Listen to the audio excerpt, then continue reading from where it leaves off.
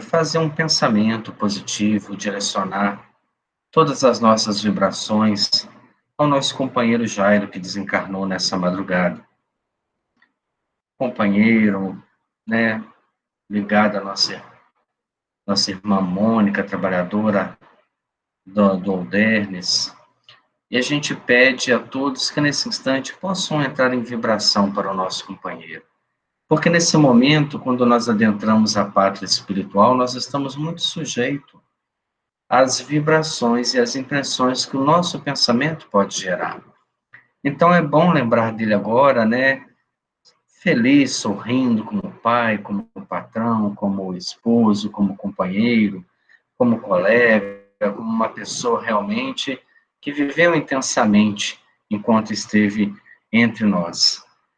E a morte, que é uma porta que se abre para a vida, ela está no caminho de todos nós.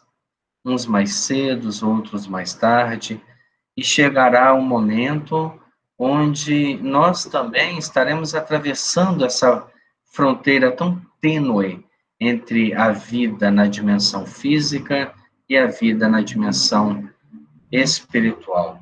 Ela é tão tênue que André Luiz chega a escrever no livro Nosso Lar que a vida não cessa, e a morte é um jogo escuro das ilusões. No seu próprio despertar, ele chega a colocar que uma existência é um ato, um corpo é uma veste, um século é um dia, e um serviço é uma experiência, um triunfo é uma aquisição, e a morte é o sopro renovador da vida.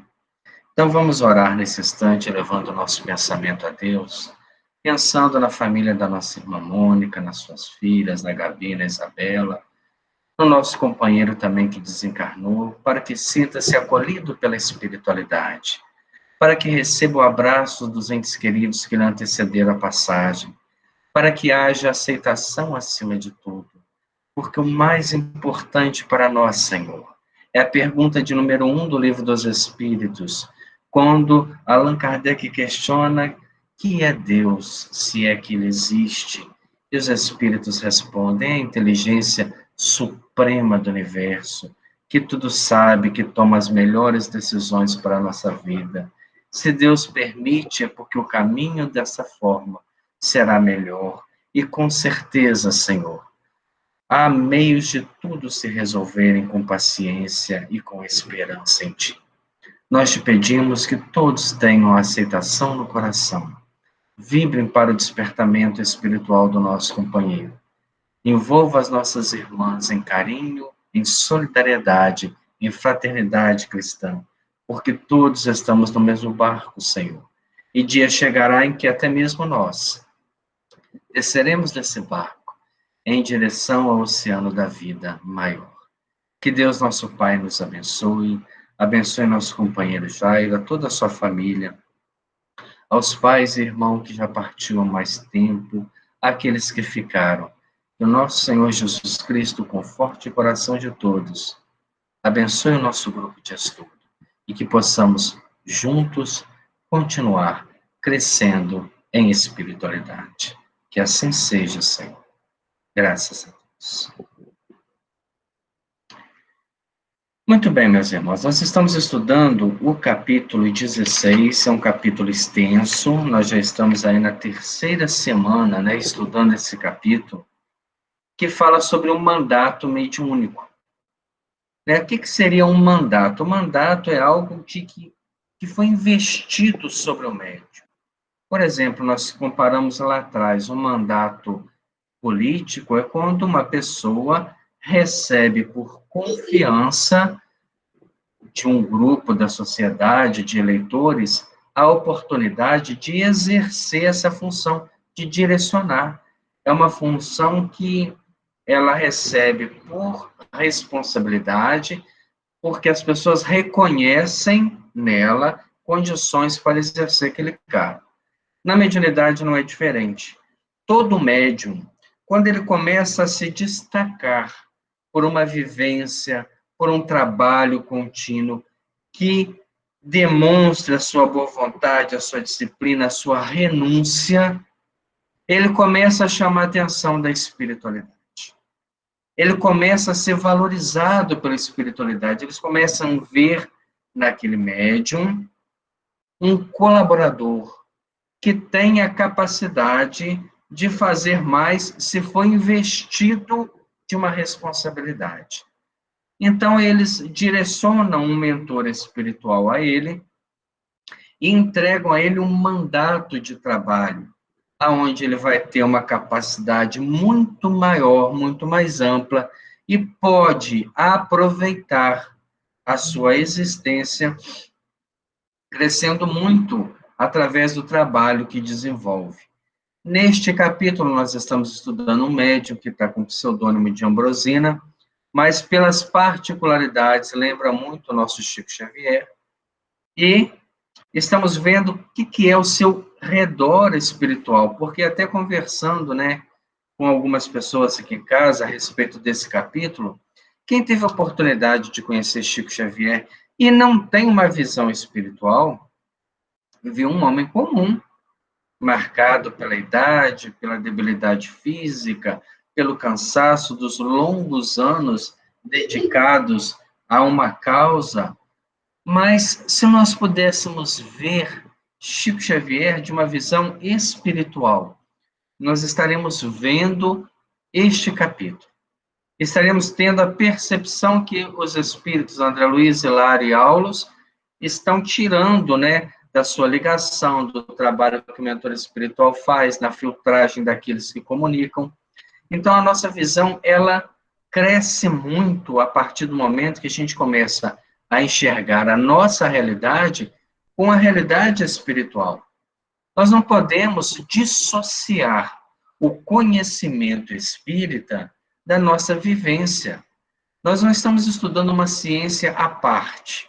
Quando a gente entra, por exemplo, numa faculdade de ciências biológicas, de ciências humanas ou de ciências exatas, a gente começa a enxergar a nossa sociedade dentro daquele quadro. Então, a pessoa que estuda matemática, ele vê matemática em tudo. Uma pessoa que estuda, né, sociologia, entende os movimentos sociais. E nós estamos estudando a ciência da alma. Não podemos viver na vida sem pensar na alma. É ligar, é fazer a ponte entre o conhecimento espírita e a nossa experiência comum de vida. Aí sim nós estaremos diante, por exemplo, de um médium que tem um mandato mediúnico e enxergaremos através do conhecimento e de tudo isso que a obra tem nos oferecido, os recursos que a espiritualidade dispõe para ele poder fazer os seus atendimentos, para ele poder fazer as suas cartas psicografadas, para ele poder fazer um receituário de ordem mediúnica, psicografar uma obra, um livro, um romance, uma série, uma obra científica. Há todo um aparato. Então, se nós reconhecemos que Chico Xavier teve esse mandato e outros médiuns que se destacaram, como Ivone Pereira, como Divaldo Franco, como Raul Teixeira, olha a vida dessas pessoas. Atrás daquela obra há uma renúncia de si próprio. Você abre mão dos seus direitos naturais que o livre-arbítrio lhe permite. Você abre mão das ilusões que satisfazem esta vida em proporção a uma vida muito maior. Por isso que Aulos, né, veio falando aqui, onde nós paramos a semana passada, voltando um parágrafo acima, ele diz: o desenvolvimento mais amplo das faculdades medianímicas exigem essa providência, essa união de um espírito responsável que direcione o médium para que ele não fique sujeito a todos os pedidos dos encarnados e desencarnados à sua volta. Porque ouvindo e vendo no quadro de vibrações que transcendem o campo sensório comum, Ambrosina não pode estar à mercê de todas as solicitações da esfera espiritual, sob a pena de perder o equilíbrio, se não há ação deste mentor em proteger o médium, ele está sujeito aos dardos mentais do pedido, da aflição, do desespero, da dor, da angústia, que vão como estilete sobre ele e levam-no a perder o próprio equilíbrio. Quando o médium se evidencia no serviço do bem, pela boa vontade, primeiro ponto, pelo estudo, segundo ponto, pela compreensão da responsabilidade de que se encontra investido, é Aulos que está passando isso, né? Ele recebe apoio mais imediato de amigo espiritual experiente e sábio, que passa a guiar-lhe a peregrinação na terra, governando-lhe as forças. Então, a gente vê, quando a gente se faz merecedor, nós vamos receber o mandato mediúnico por mérito.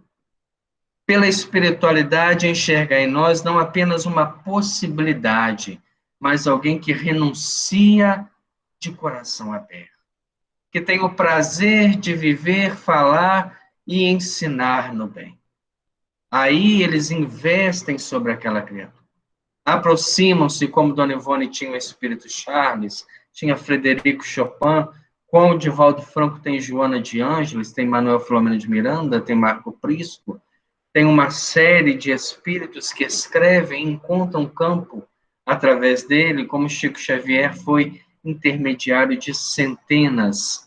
No Pinga Fogo de 1971, ele diz de mais de 500 espíritos diferentes que encontraram na sua mente, na sua psicografia, na sua psicosfera, recursos para se expressarem. No caso presente, Gabriel, que também é um pseudônimo, é o perfeito controlador das energias de nossa amiga, que só estabelece contato com o plano espiritual de conformidade com a supervisão dele.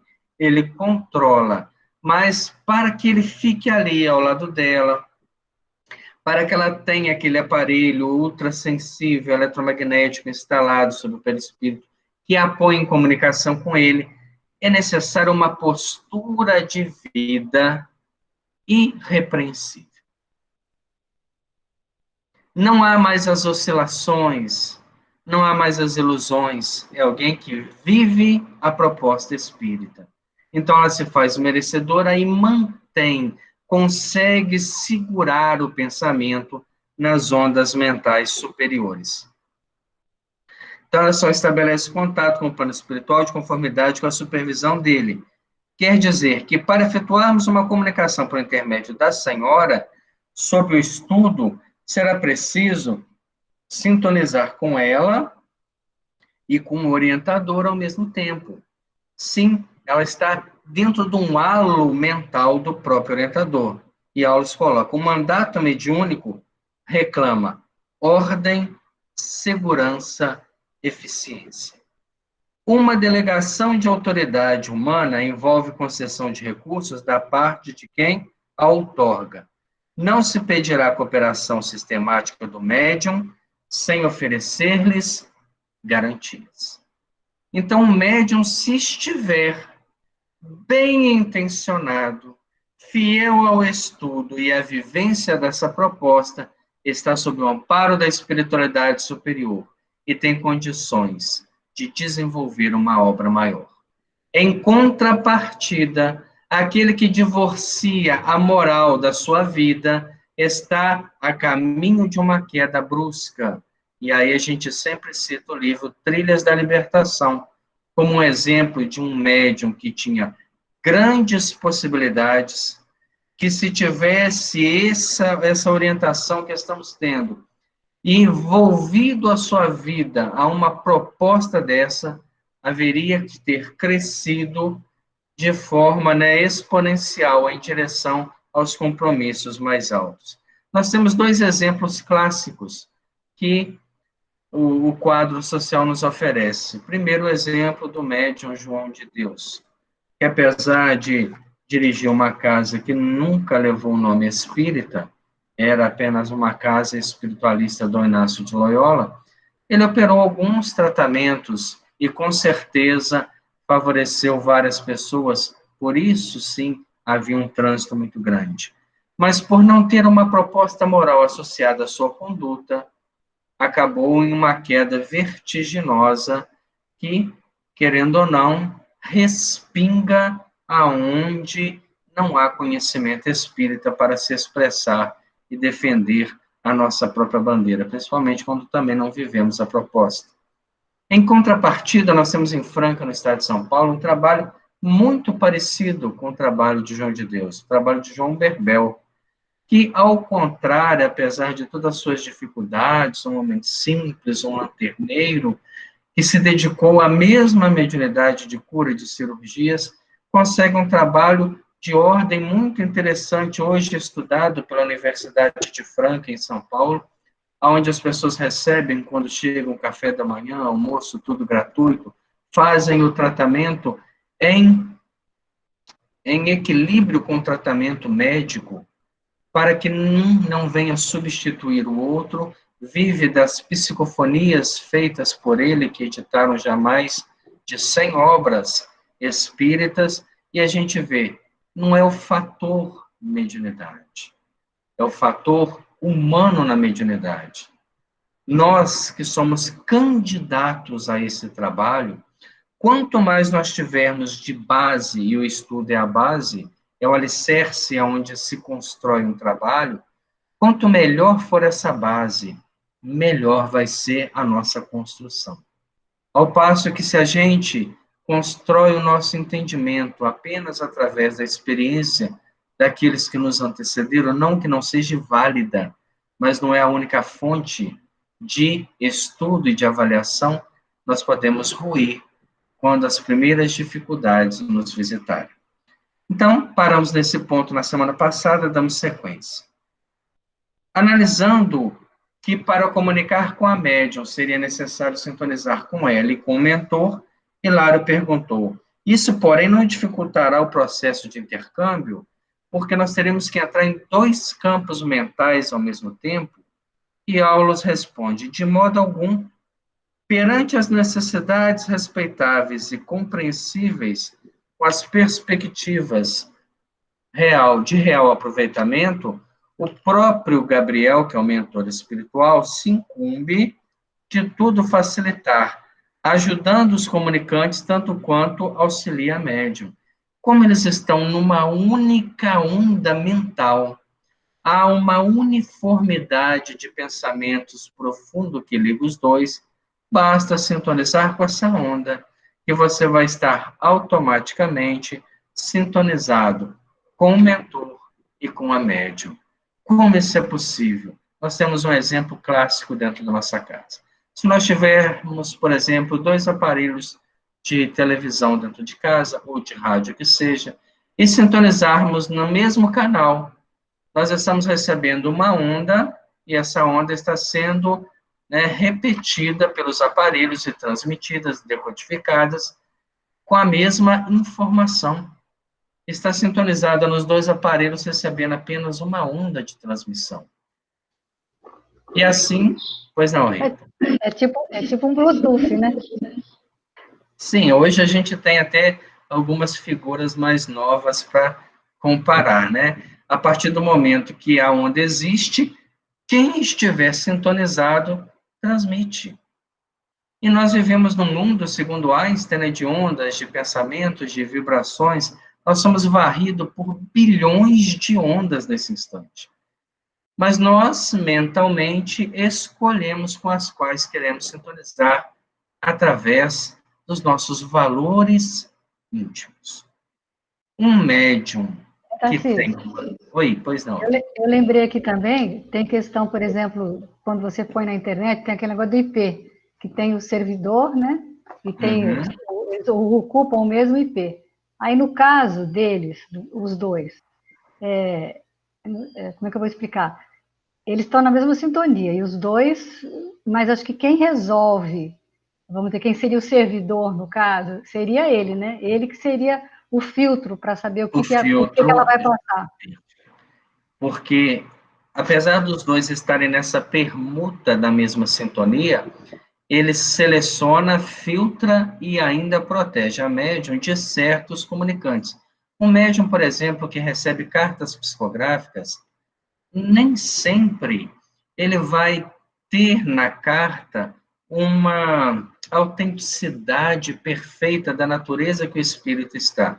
O que leva algumas pessoas à dúvida. Vamos tentar entender isso mais claro.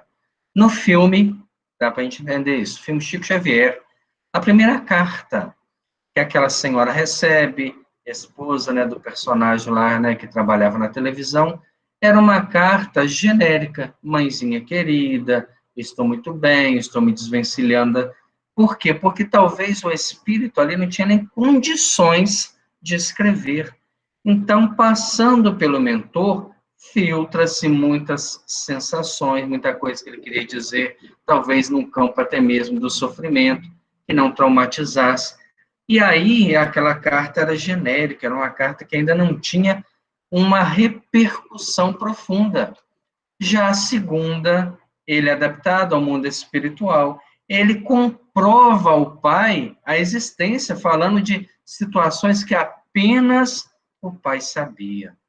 Então, quando a gente vai buscar, né, uma carta dessa e ora e pede, nós não estamos, é a visão espiritual que nós não temos, vendo a condição de quem está escrevendo, por isso precisa desse filtro.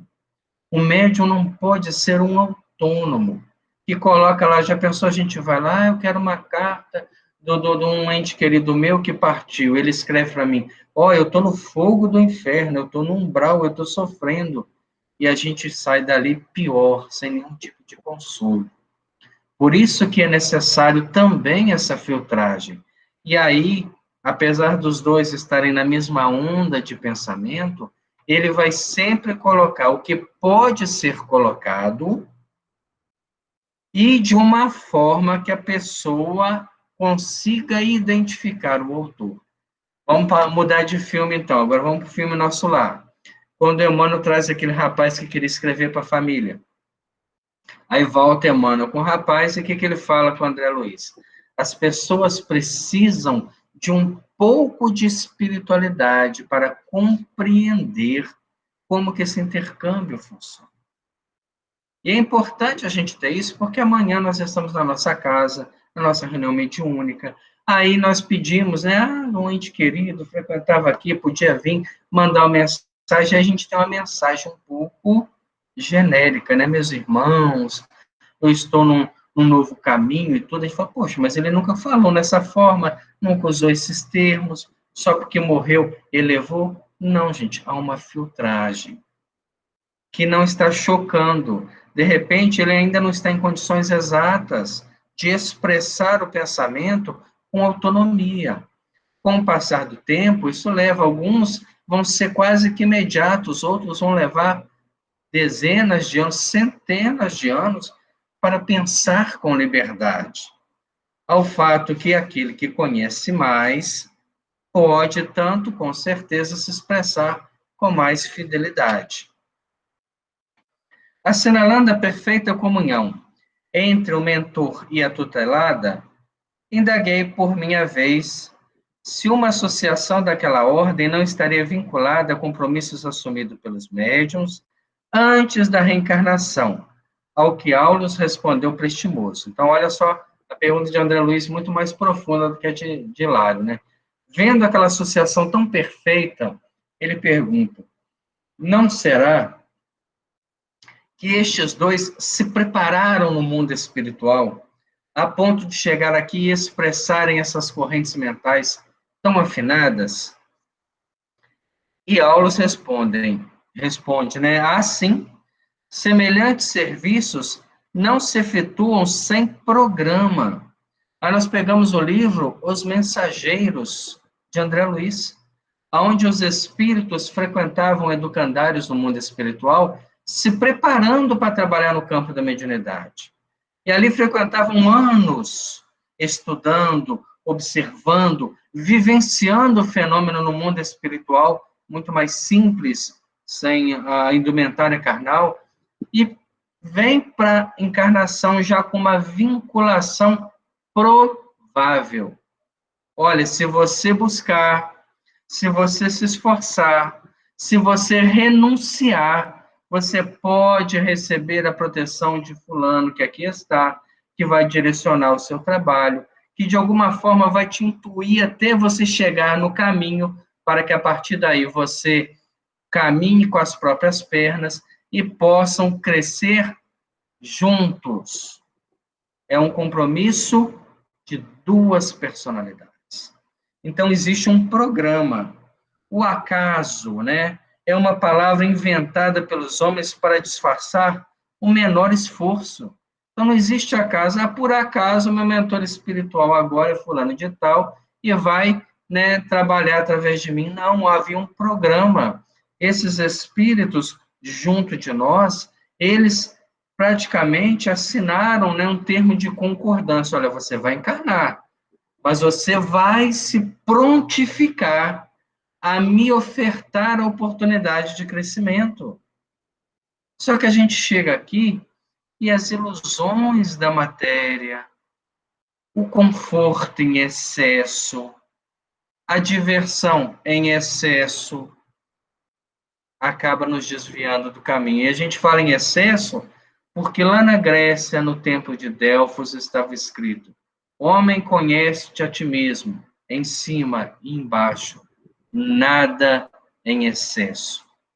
Ali já estava o segredo do equilíbrio, o autoconhecimento e você se permitir uma vida comum sem se perder nesta vida comum. Gabriel e Ambrosina, né, espírito e médium, planejaram a experiência atual muito antes que ela se envolvesse nos densos fluidos da vida física. Então, há um departamento, nós aprendemos isso em nosso lar, sobre reencarnação.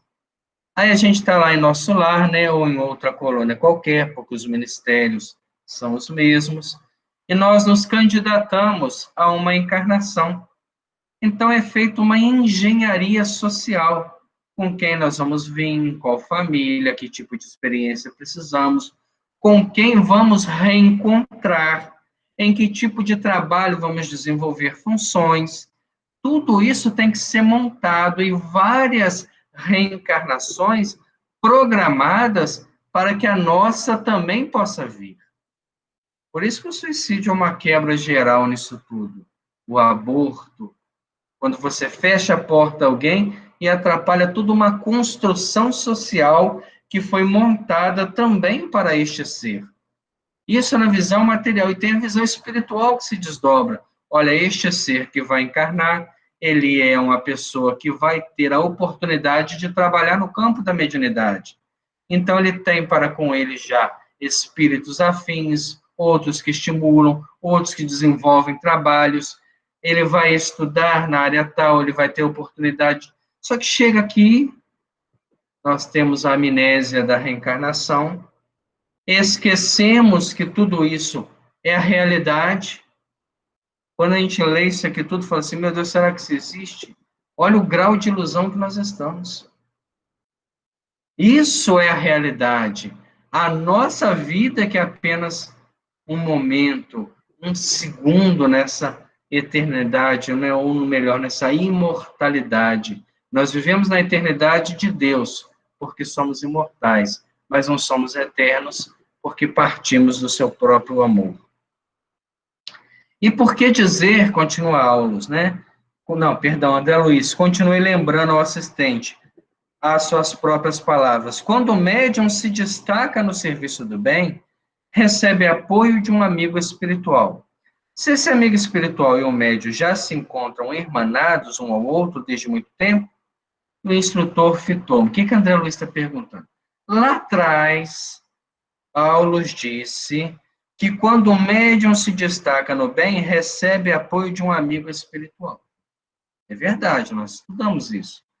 Mas se estava planejado deles encontrar, por que ele precisa, então, se destacar no bem? Nós temos que inverter a pergunta de André Luiz para entender o pensamento dele. E o instrutor pensativo falou: em qualquer cometimento, não seria lícito desvalorizar a liberdade de ação.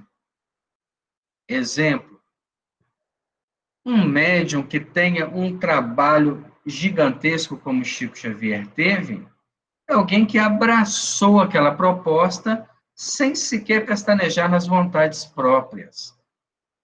Mas imaginemos se ele tivesse optado, por exemplo, a um outro estilo de vida, se ele tivesse optado para uma outra proposta religiosa, se ele tivesse constituído uma família e isso tomasse dele muito tempo, até mesmo o seu próprio mandato teria que ser densificado às estruturas do seu livre-arbítrio. Ambrosina, continua Aulus dizendo, comprometeu-se no mundo espiritual. Isso, porém, não a impediria de cancelar o contrato de serviço, não obstante reconhecer-lhe a excelência e a magnitude. Se chegasse aqui e um médium dessa potencialidade, né, vivesse sem nenhuma preocupação moral, vivendo mesmo nos escaninhos da vida social, nas experiências menos evolutivas, é um direito que o espírito tem e não cabe a ninguém julgar. Poxa, mas ela fez um planejamento imenso lá no livro mesmo, Os Mensageiros, a gente vai ver isso. O médium se preparou 40 anos para reencarnar e trabalhar, e chegando aqui suicidou com 30. É um direito que ele tem. Ah, mas vai levar ao sofrimento. Com certeza que vai. Mas nem Deus evita, nem Deus retira de nós o livre-arbítrio. Portanto, nós precisamos respeitar os caminhos que as pessoas tomam. Nós podemos orientar, exemplificar acima de tudo, dar a nossa opinião se as pessoas quiserem, porque tem pessoa que adora dar opinião na vida dos outros, né? Ninguém pediu. Ninguém pediu. Me lembra, né, de um atendimento onde uma pessoa chegou para o Chico Xavier e falou 3 horas na cabeça dele. 3 horas. Falando mal da casa espírita, dos trabalhadores, das pessoas envolvidas, e ele não falou 3 horas ali, escutando. Aí a pessoa falou, depois de 3 horas, Chico, vamos deixar para outro dia, acho que você está cansado. Né? Vamos outro dia a gente conversa. Ele concordou, a pessoa foi embora. E Eurípides, seu filho, falou assim, mas pai, a pessoa falou, você não falou nada. E ele disse, mas não pediu minha opinião. Ela queria falar. E quem quer falar tem que ser ouvido. Mas nós temos um receituário social, né, infalível para os outros, não para nós. Então, Ambrosina, ela tem livre-arbítrio, ela poderia escolher, ó, não quero, vão cancelar esse contrato, e nós assumimos as responsabilidades por isso. Ótimo.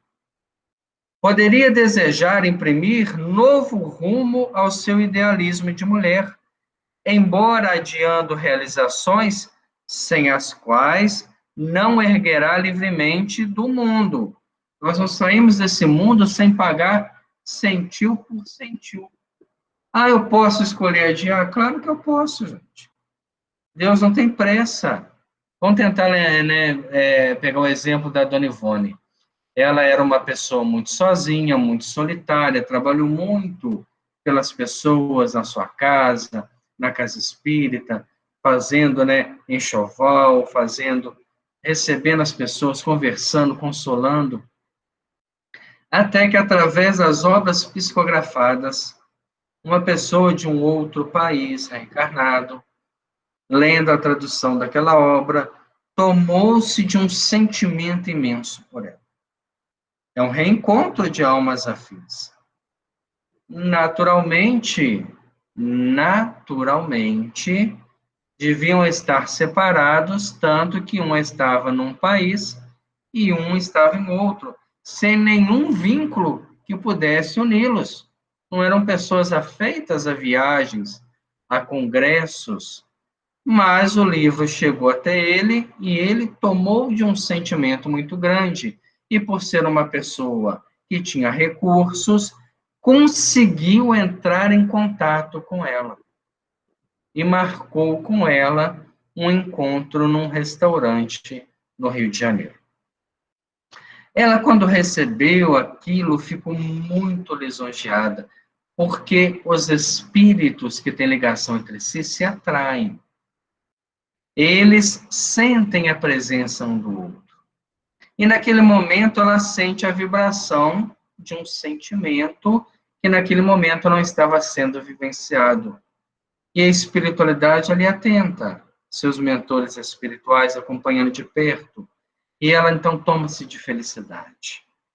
No dia, né, marcado, se embelezou toda, ficou toda esperançosa, saiu para o encontro. Mas como seu trabalho já era um trabalho nobre, a espiritualidade lhe fez uma proposta. Quando ela estava à porta do restaurante onde ambos, né, iriam se encontrar, o espírito Charles surge-lhe a evidência e diz: Ivone, você tem todo o direito de buscar a felicidade da terra. Mas eu tenho uma proposta a te fazer. Se você entrar, você vai ficar com ele. Porque o sentimento que existe entre vocês dois vai ser maior do que a sua capacidade de renunciar para o trabalho. E se você não entrar, você vai ficar comigo e continuaremos trabalhando na seara do. Ela não pensa duas vezes. Dá as costas ao restaurante, retorna para o trabalho no bem. Médium em mandato mediúnico. Tem um momento de escolha. Ela poderia falar, não, eu já trabalhei, agora eu quero servir. Como a própria história de Chico Xavier, que havia um planejamento de algumas obras psicografadas.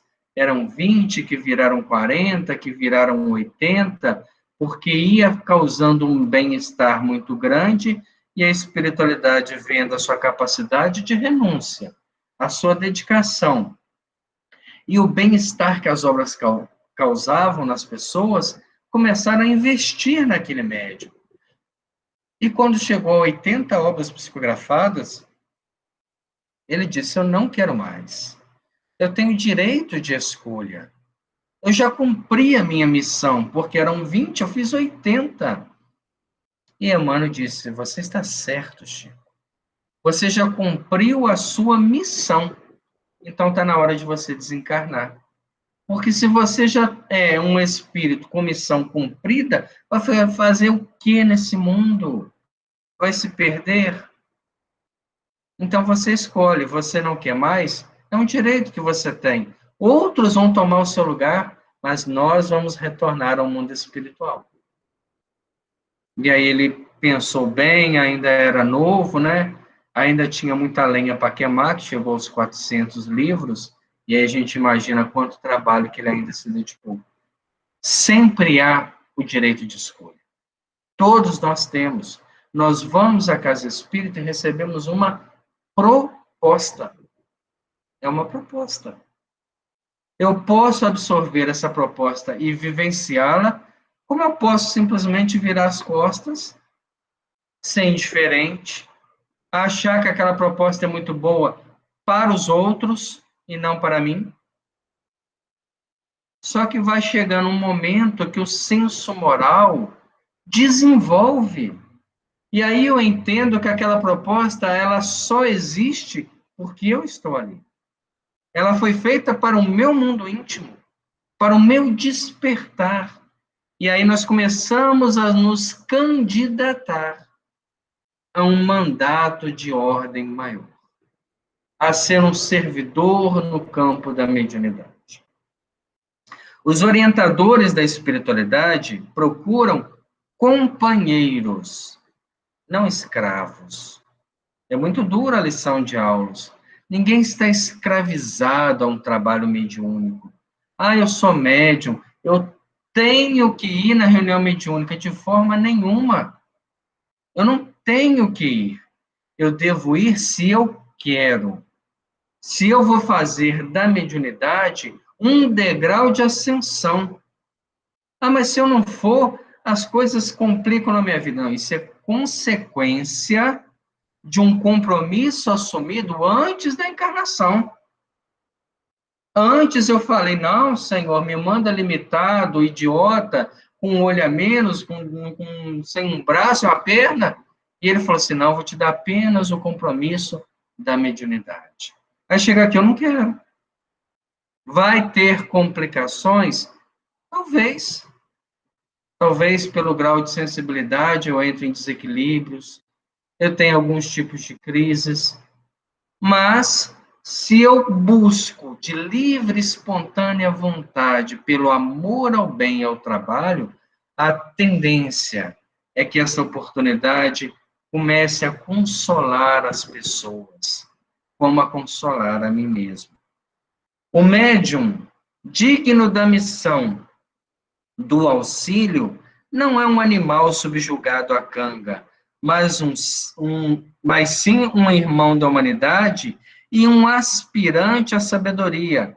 Deve trabalhar e estudar pelo amor. É aquela pessoa que faz da mediunidade um sacerdócio. Eu tenho o maior prazer em estudar a mediunidade. Eu tenho o maior prazer em vivenciar esta proposta. Aí nós estamos nos tornando esses candidatos. É por isso que muitos começam a jornada e recuam, livres para decidir quanto ao próprio destino.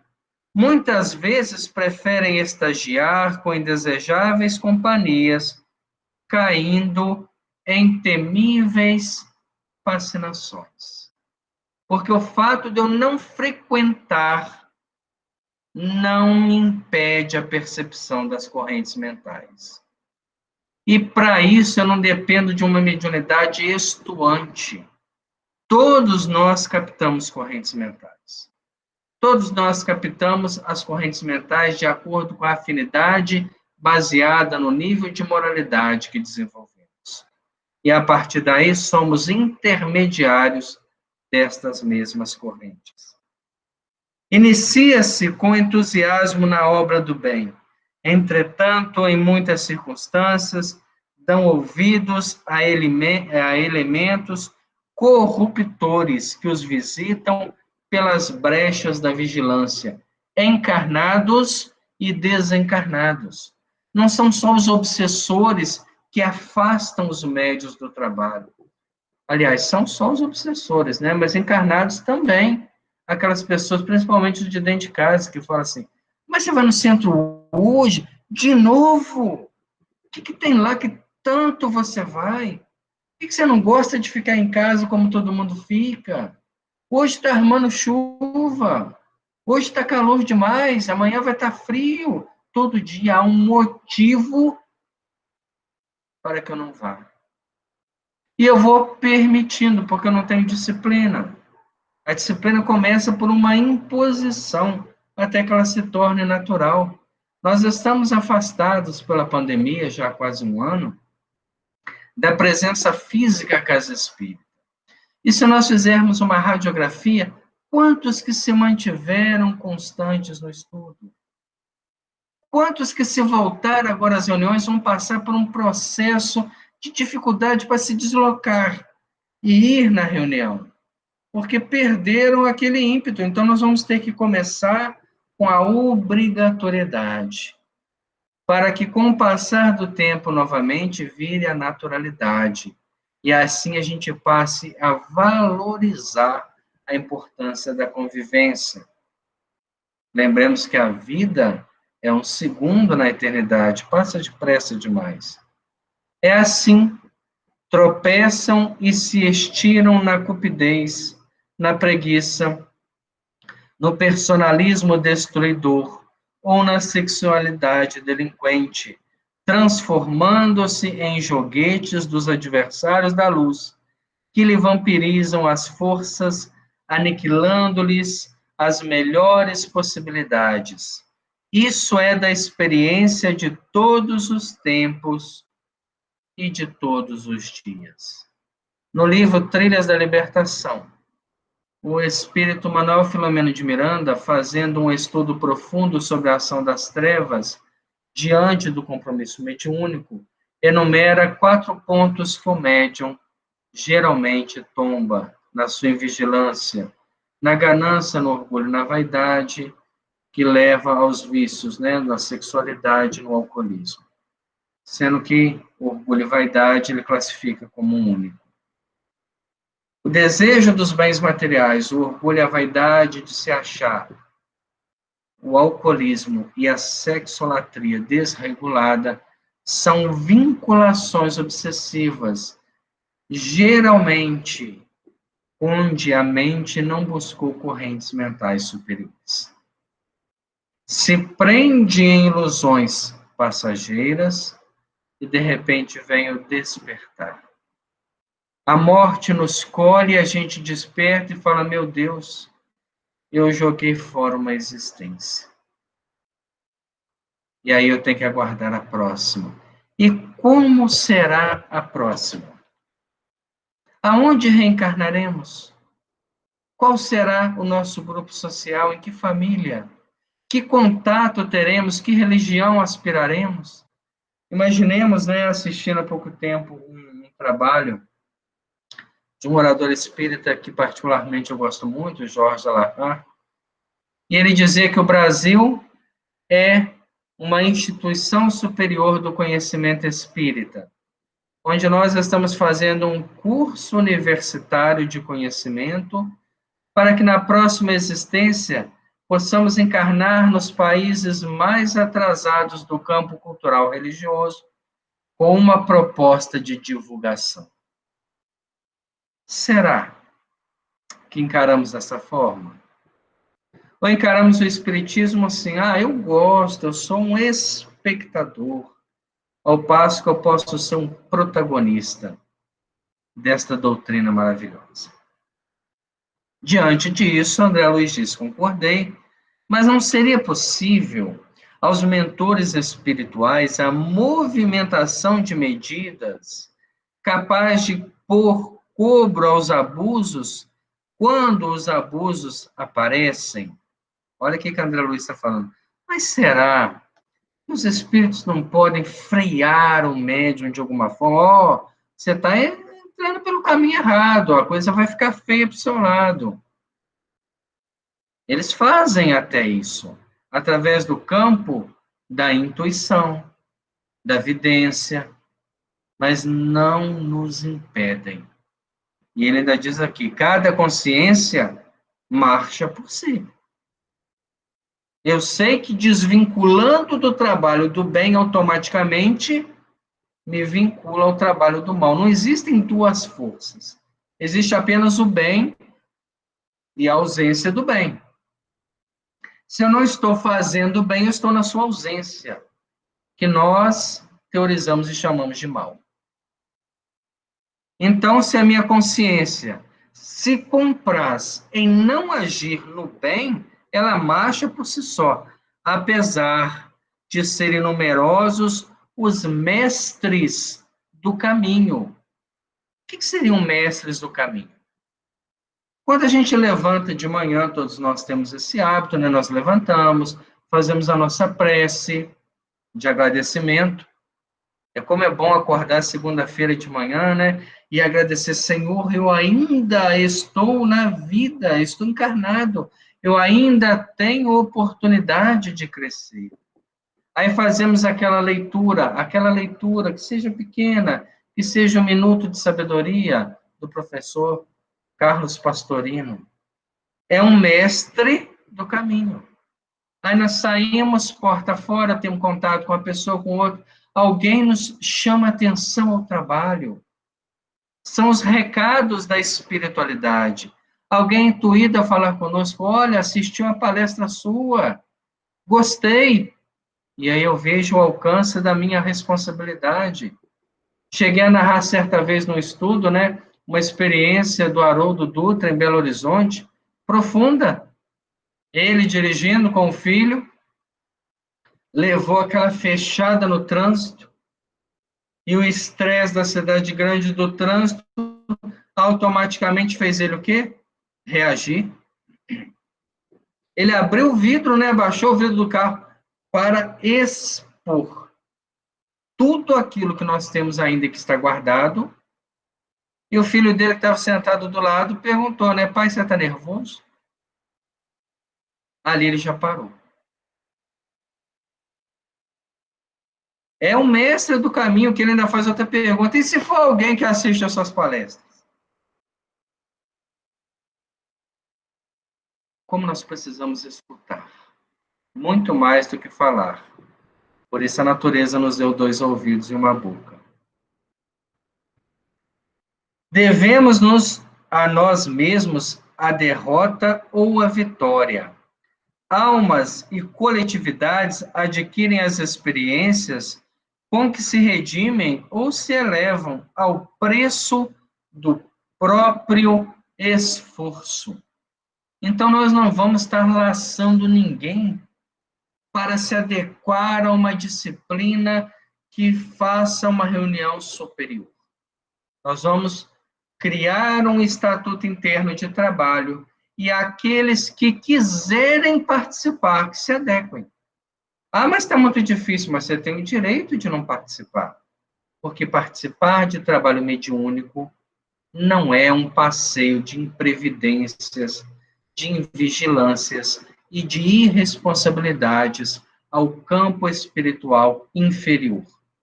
Reunião mediúnica é algo supremo, é um sacerdócio que exige de nós renúncia. É por isso que pesadas tribulações vagueiam no mundo, tais como a enfermidade e a aflição, a guerra e a decadência, despertando as almas para o discernimento justo. Cada qual vive no quadro das próprias conquistas ou dos próprios débitos.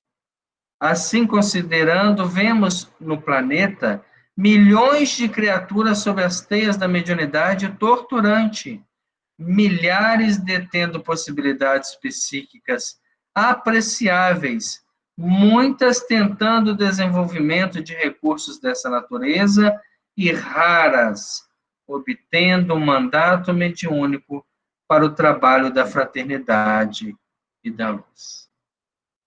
Por isso o evangelho não está errado. Muitos são chamados, poucos são os escolhidos. Porque quando você pergunta a uma multidão que está na casa espírita, nós vamos movimentar um trabalho mediúnico, quem quer participar? Vários querem. Mas poucos se prestam à renúncia e à disciplina do trabalho. Muitos de nós encarnamos com compromisso na mediunidade e poderíamos transformar este compromisso num mandato mediúnico. Se não fazemos, é porque preferimos manter a nossa mente nas faixas intermediárias da acomodação, do conforto e da ilusão. E segundo reconhecemos, a mediunidade sublimada é serviço que devemos edificar, ainda que essa gloriosa aquisição nos custe muitos séculos. Perdão. Há muito tempo que nós estamos nesta caminhada. Talvez, diante de tantas vidas que tivemos contato com a proposta religiosa, esta atual tem sido aquela no qual nós temos uma maior visão da realidade, uma maior percepção do mundo que nos aguarda. E necessário é que façamos deste talento que nos é dado uma multiplicação de bênçãos na vida daqueles que estão à nossa volta.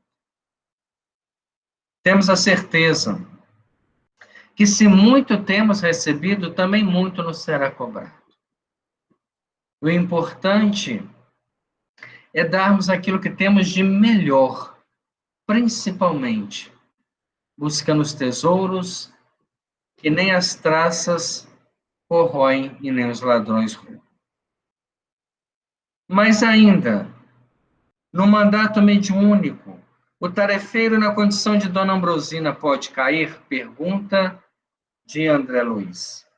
Mesmo um médium que já está tarimbado, que já tem um tempo de experiência, que já fez centenas de atendimentos, que é uma referência, talvez, para uma cidade, para uma região, para um país, ele ainda está sujeito à queda moral? E Aulos coloca, como não? Um mandato é uma delegação de poder obtida por crédito moral, sem ser um atestado de santificação. Com maiores ou menores responsabilidades, é imprescindível não esquecer nossas obrigações perante a lei divina, a fim de consolidar nossos títulos de merecimento na vida eterna. Então, a vivência moral nos dá crédito para obter um mandato, mas não nos atesta a infalibilidade dos nossos atos. Não quer dizer que amanhã eu não possa tombar, principalmente se a vigilância não estiver sendo levado a sério. Se eu me divorciar dessa proposta de estudo. Por isso que o estudo, ele é o rumo que se dá à experiência. Há pessoas que dizem, mas o estudo não bate com a prática, porque não tem estudo. Tem prática, mas não tem conhecimento. E adaptaram esta prática aos seus próprios conceitos, que não são os da doutrina espírita. Quando nós temos um profundo conhecimento, observamos que a prática vai ser delimitada por esse conhecimento. Ela que vai tomar rumos e vai se adaptar àquilo que Kardec colocou como um melhor caminho para se exercer a mediunidade. Somente seremos candidatos ao mandato mediúnico quando crescermos em moralidade. E com significativo tom de voz acrescentou: recordemos a palavra do Senhor. Muito se pedirá de quem muito recebeu. A conversação à margem do serviço ofereceu-me suficiente material de meditação. As valiosas anotações do assistente, em se reportando à mediunidade, impeliram-me a silenciar e a refletir. Nós vamos parar nesse ponto, esta semana, para que a gente possa pensar bastante nessa proposta espiritual. Será que nós, conhecedores e trabalhadores do campo da mediunidade, estamos preparados para uma tarefa maior? Temos o crédito moral que os espíritos procuram para desempenhar funções?